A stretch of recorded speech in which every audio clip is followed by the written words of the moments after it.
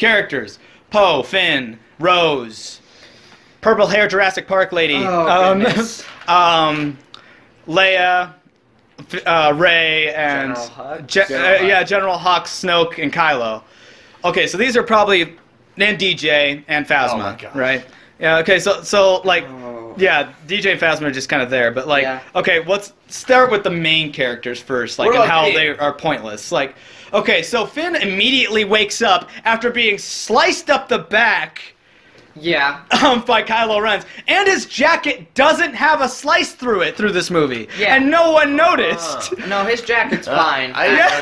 He was wearing that jacket when he fought Kylo Ren and got sliced up the back, and apparently they just have like a surplus of these jackets. Yeah, either there's just a ton of like jackets. that jacket, that's the one object that actually did have significance. It was the only thing he had left of Poe after they escaped, fought the finalizer in Episode 7, and then he wore it, and then he comes, and then they get reunited in Episode 7, and he's just like, "You're wearing my jacket." He's like, "Wearing my jacket." He's like, "Oh," and he tries to take it off. No. Keep it. It suits you. You're a good man, Finn. J.J. Abrams did a great job. Lawrence Kasdan did a great job of just immediately making you like seeing Poe and Finn together as buddies. They're just great. And they're not even together at all through this whole movie, because we have to do the same thing that both Attack of the Clones and Empire did, which is separate Luke from Han and Leia, separate Anakin and Padme from Obi-Wan, and then now separate Poe, Finn, Rose, purple hair lady, Leia, all from Rey, and and I don't get why people think this is new and edgy, because it is the exact same story as the last movies. It has a dark side hole, like Luke has a dark side hole that he goes into on Dagobah. It's like they have the same beats, the same points in the story, yet nobody is mad at Last Jedi for it, but everybody's mad at Force Awakens for it. Okay, so Finn, I actually want to talk about Finn. Yeah. Because here's what makes me mad about Finn. Finn is the same character arc that he did in Force Awakens. The exact same one. I don't want to run away. I want to run away. We can't do this. I want to run away. He wants to run away for a different reason. He wants to run away and go find Rey. Yeah, but it's still running away. And at the end, he's like, I'm not going to run away. I'm going to fly into this mini Death Star! Yeah, this mini Death Star cannon that's completely pointless because we have massive AT-ATs that could get the same job done. Okay. It's like, but no, like, okay, so let's go with Finn and Rose together as characters and the lack thereof of any chemistry whatsoever. The chemistry between a lot of characters and Finn in The Force Awakens was it was all new. It was all built upon and everything, and so his relationship with Poe and with Rey was new and inventive, and it was cool, and we got to actually learn. We, like, got to see them accomplish something together. Yeah. Like, it's like, I'm getting you out of here. Can you fly a TIE fighter? He's like, I can fly anything. And he's just like, but why are you helping me? Because it's the right thing to do. You need a pilot. Yeah, I need a pilot. And then they just slowly, like, have good comedy together. Yeah. And, like, he's teaching him how to fly the TIE fighter. You're just like, these toggles do all this and fire the missile. He's like, this is really complicated. Yeah. And he's just like, and then they escape, and he actually hits something outside there, and he's just like, yeah! Did you see that? Did you see that? And I love how Poe's just like, I saw it. And he's just smiling because he knows Finn's happy. And it's just like, you immediately like them together. And then how do Rose and Finn meet? Guys, they saved the horses, though, okay? But how do they meet? They meet on the Resistance ship. Yeah. And, like, she's been apparently tasering a lot of people who've been trying to jump ship. Yeah. Like, she's just had a taser bonanza today. And, so she finds Finn. And I will say that this kind of comedy actually did work for me. First time watching it was like, what, she's just like, can you believe that everybody's been leaving the ship like this? She's like, that's just horrible. And that's exactly what Finn's doing. Yeah. And that was funny. I found that hilarious. Yeah. But then she figures it out. She tasers him. She walks him away. And I'm like, okay, just let's get rid of all this whole... How much physical stress can his body go through? Jeez. Yeah. Because I'm like, he was sliced up the back in a back-to-tank and everything, and then he gets out, and then he's immediately tasered in the frickin' neck, and and then dragged through the ship, and so there's that, and then they decide, hey, we gotta come up with a plan because the First Order's chasing us and all that shit. And so, first off, Do you remember how they got off the ship? Because I don't. I honestly don't remember. How did they get off the ship without getting blasted to hell by Star Destroyers? I just remember they Skype Maz Yep, they Skype Maz Kanata. Okay, let's talk about that Skype scene a second. There's a camera looking at Maz, and she's obviously got a jetpack on and running around. What is pointing this camera at her? It's like a little camera droid. Is it a little camera droid that's just literally following her around like a little... I don't know, that thing from Destiny? Isn't that going to give away her cover? Like, there's... Yeah. Oh, look, there's that droid following her. Yeah, I'm like, where is this camera coming from? And then, okay, so forgetting that, her plan is go find this guy with a red brooch on him. Master Codebreaker. Master Codebreaker. Master Codebreaker. Who we never see in this movie, by the way. Well, we see him, but we don't talk to him. Yeah. But there's like 1,000 different plans they could have done other than a Master Codebreaker on a different planet when they're in peril right now. Also, here's the thing. They say that Finn knows how to shut down something on the Star... What does he know how to shut down on the Star Destroyer this time? Shields? It wasn't the shield. It wasn't the shields. It was like there was the tracker that they were using for hyperdrive, but they needed the hacker to get through something so that Finn could do it. Was that Finn that was gonna shut down the tracker? Yeah, by the thing that looks like the flux capacitor from Back to the Future. Yeah. Yeah. He knew how to disarm that. I think he knew. Okay, he knew how to disarm the tracker. Yeah. Or how? I don't. Okay, because here's this exact thing happens in episode 7. Yes. He's all like, so they need the shields down on Starkiller Base, and like, he's like, well, you used to work, and Han was like, hey, you used to work there, kid, what you got? He's like, I can shut it down, but you got to get me on the planet and everything. He's just like, I like this kid. But and then they go down, and then he was lying his ass off, and then they go down there, and he's all like, what was your job when you were based here? Sanitation. Sanitation?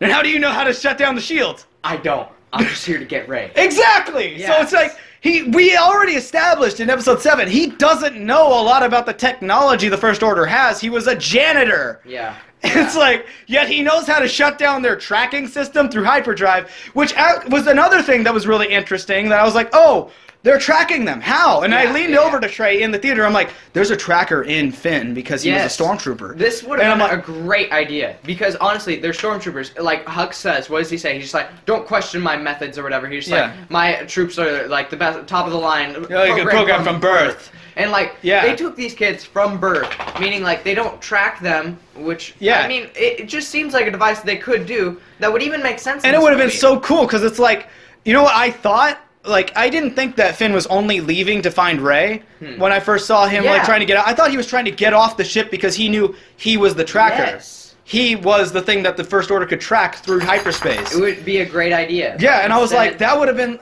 I would immediately give importance to his character and something to start his story. But instead, it's just new technology. New technology. That just did it, and convenient new technology. So anyway, let's get back to it. So more characters. What else was there? There was purple hair lady. Let's talk about her. Purple hair lady. What about her? What about her? Exactly? So she just shows up out of nowhere. Who is she? You keep telling me that. Who is she? So like. No, she's supposed to be important, right? She's a general. And, like, she's supposed to be a general. We didn't see her at all in Episode 7. She's nowhere. In one of the most important battles that the Resistance ever fought. But she could also be old enough to be in, like, a movie, like, maybe... No. She's not, like, crazy old either. She's not, like... Would have been cool if she was, like, Mon Mothma's kid or something. Yeah. The point is...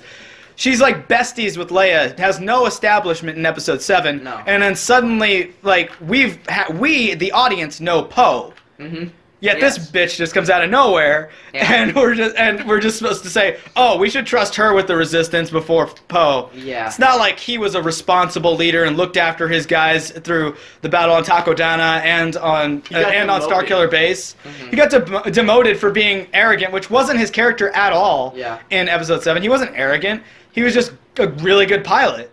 He was the most responsible one out there. He tried his hardest to resist Kylo. Yeah. When he was trying to get the information out of him about where BB-8 was hiding, he would not give up anything. He sacrificed everything for the mission, and now all of a sudden he's like, no, let's just do all this my way, guns blazing and everything.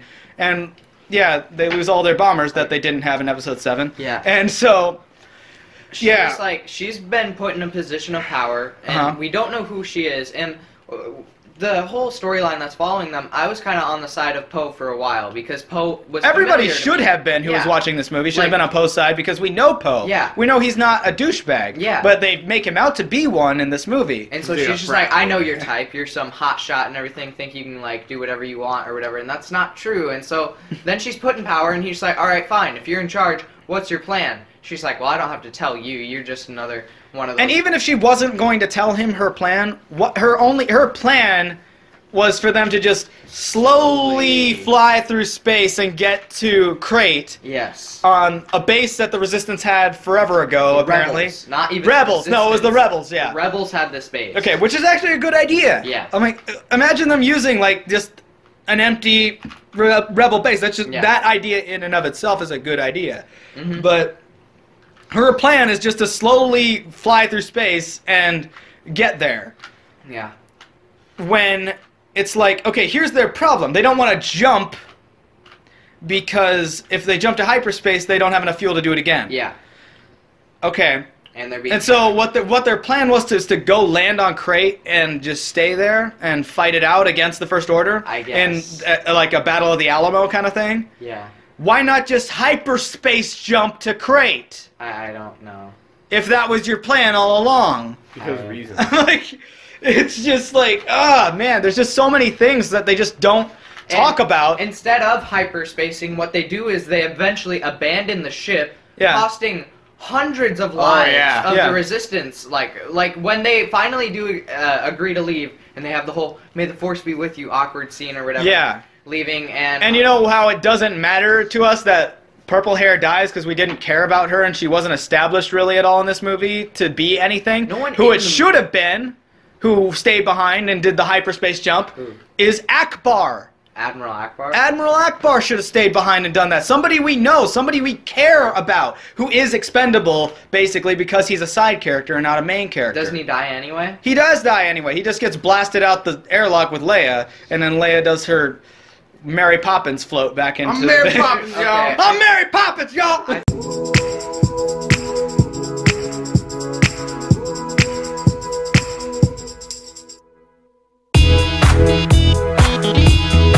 I think we've talked about Purple Hair long enough. Yeah. What should we talk about? Leia, maybe? We've talked about Luke. We've talked about Purple Hair and Finn.